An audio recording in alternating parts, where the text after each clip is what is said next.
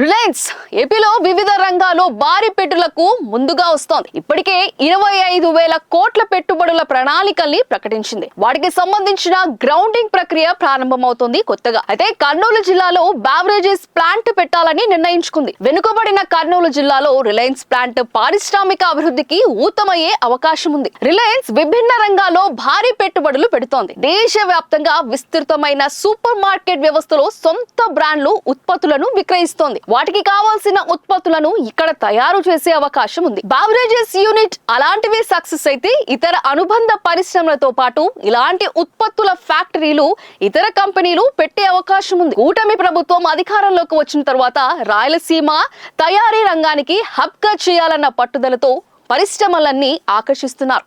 Anantapuram, Kadapa, Kopparthi industrial area, Chittoor, కర్నూలులో వివిధ రకాల తయారీ రంగ పరిశ్రమల ప్రతిపాదనలు తెరపైకి వచ్చాయి.